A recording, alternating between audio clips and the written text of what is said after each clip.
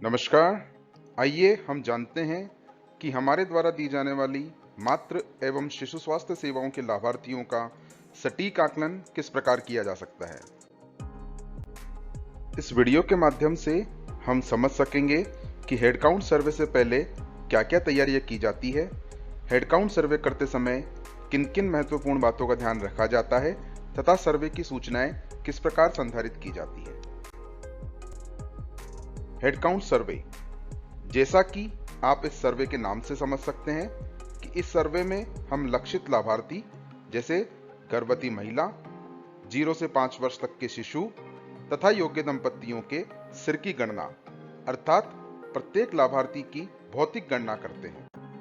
Head count सर्वे मुख्य रूप से स्वास्थ्य कार्यकर्ता की जिम्मेदारी है तथा आशा सहयोगिनी, आंगनबाड़ी कार्यकर्ता या अन्य मोबिलाइजर इस कार्य में स्वास्थ्य कार्यकर्ता का सहयोग करते हैं। हेड काउंट सर्वे करने के लिए सर्वप्रथम स्वास्थ्य कार्यकर्ता द्वारा उसके स्वास्थ्य केंद्र के क्षेत्र में आने वाले समस्त गांव, ढाणी, टोला, मोहल्ला तथा उच्च जोखिम वाले क्षेत्रों की सूची बनाकर हेड काउंट सर्वे की कार्य योजना तैयार की जावे।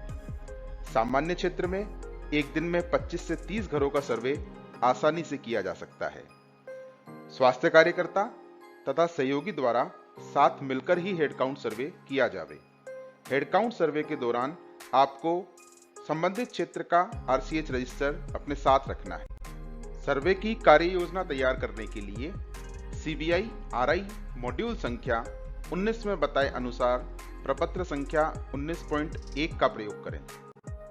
इस प्रपत्र में आपको अपने क्षेत्र के प्रत्येक गांव, ढाणी, मोहल्ले का नाम लिखना है, प्रत्येक गांव में कुल परिवारों की संख्या, यह क्षेत्र उच्च जोखिम है अथवा नहीं, इस क्षेत्र के लिए नामित किए गए आशा व अन्य मोबिलाइजर का नाम, इनके अतिरिक्त सर्वे कर रहे अन्य सहयोगियों का नाम व पद, सर्वेक्षण की तारीख, सत्यापनकर्ता का नाम, सत्यापन की तारीख यह अंकित करेंगे। इस प्रकार हेड काउंट सर्वे के लिए कार्य योजना तैयार हो जाएगी। अब हम हेड काउंट सर्वे प्रपत्र को समझते हैं। सबसे पहले सर्वे करने वाले समस्त कार्यकर्ताओं के नाम, पद व मोबाइल नंबर अंकित करेंगे। इसके बाद क्षेत्र का नाम, जैसा कि हमने कार्य योजना में अंकित किया था। भ्रमण की तिथि, आज जिस घर से हम सर्वे प्रारंभ कर रहे हैं उस घर की संख्या तथा मालिक का नाम व प्रमुख सीमा चिन्ह अंकित करेंगे। इसी प्रकार आज हमने जिस घर में अंतिम सर्वे किया है उस घर की संख्या, मालिक का नाम व प्रमुख सीमा चिन्ह अंकित करेंगे। प्रमुख सीमा चिन्ह जैसे हैंडपंप, मंदिर, पानी की टंकी, सामुदायिक भवन, पेड़ या ऐसा चिन्ह जिससे उस जगह को पहचाना जा सके। आइए अब हम प्रपत्र संख्या 19.2 में हेड काउंट सर्वे प्रारंभ करते हैं। यहां हमें ध्यान देना है कि जिस घर में हम सर्वे करने जा रहे हैं उस घर में जितने चूल्हे जलते हैं उनका अलग अलग सर्वे करना है। संभव है कि एक घर में एक से अधिक परिवार रहते हों, इसलिए प्रत्येक परिवार के मुखिया का नाम, मोबाइल नंबर तथा परिवार के सभी सदस्यों की संख्या अंकित करनी है। अब हम परिवार के उपस्थित सदस्य से पूछेंगे कि क्या आपके परिवार में कोई योग्य दंपति है। यदि जवाब हाँ में मिलता है तो हमें प्रपत्र में हाँ अंकित करना है तथा योग्य दंपति का विवरण आरसीएच रजिस्टर में दर्ज करना है। यहाँ हमें एक बात का और ध्यान रखना है, हम जिस लाभार्थी के बारे में पूछेंगे उसका विवरण हाँ में होने पर हमें उसका विवरण आरसीएच रजिस्टर में दर्ज करना है। इसी प्रकार हम उस परिवार में गर्भवती महिला, 0 से 1 माह तक के शिशु, 1 माह से 1 वर्ष तक के बच्चे, 1 वर्ष से 2 वर्ष तक के बच्चे तथा 2 वर्ष से 5 वर्ष तक के बच्चों के संबंध में पूछना है तथा विवरण प्रपत्र में अंकित करना है। जिन लाभार्थियों के संबंध में हाँ में जवाब प्राप्त हो उनका विवरण आरसीएच रजिस्टर की संबंधित तालिका में अवश्य दर्ज करें। जब हेड काउंट सर्वे पूरा हो जाए तब स्वास्थ्य कार्यकर्ता द्वारा सर्वे में प्राप्त सूचनाओं के आधार पर प्रपत्र संख्या 19.1 में प्रत्येक गांव ढाणी की कुल जनसंख्या कुल परिवारों की संख्या, कुल गर्भवती महिलाएं, 0 से 1 माह तक के शिशु, 1 माह से 1 वर्ष तक के बच्चे, 1 वर्ष से 2 वर्ष तक के बच्चे तथा 2 वर्ष से 5 वर्ष तक के बच्चों की संख्या अंकित करनी है। इसके बाद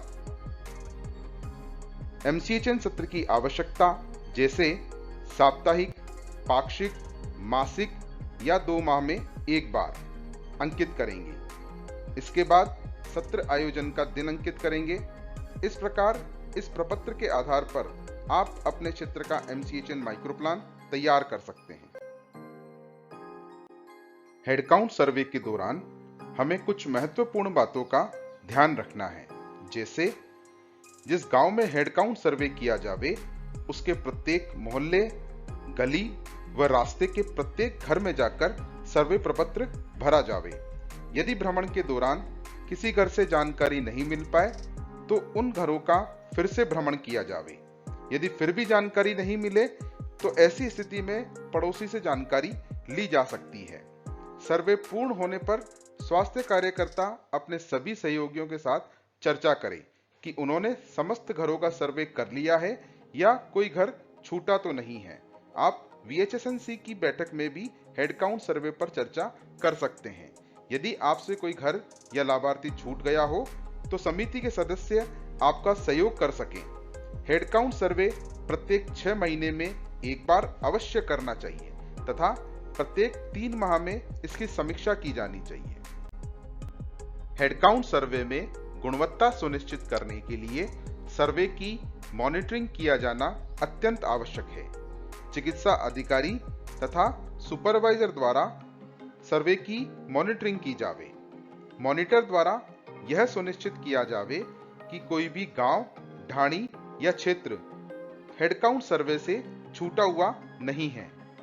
सेक्टर में किए गए हेडकाउंट सर्वे के 10% घरों का सत्यापन करवाना चिकित्सा अधिकारी प्रभारी की जिम्मेदारी है। वे इस कार्य के लिए LHV तथा आशा सुपरवाइजर का सहयोग ले सकते हैं। मॉनिटर द्वारा सर्वेस में प्राप्त आंकड़ों की तुलना जनगणना के अनुमानित आंकड़ों से की जावे। यदि आंकड़ों में अंतर 10% से अधिक है तो सुनिश्चित करें कि आपके क्षेत्र में कोई लाभार्थी छूटा तो नहीं है। समस्त क्षेत्रों की सूचनाएं प्रपत्र संख्या 19.1 में संकलित करने के बाद आपके स्वास्थ्य केंद्र का हेडकाउंट सर्वे इस प्रकार दिखाई देगा। इस प्रकार हम पूर्ण व सटीक हेडकाउंट सर्वे कर सकते हैं। इस वीडियो के माध्यम से हमने हेडकाउंट सर्वे की महत्वपूर्ण बातें तथा इसमें स्वास्थ्य कार्यकर्ता, मोबिलाइजर तथा सुपरवाइजर की भूमिकाओं को जानने का प्रयास किया है। धन्यवाद।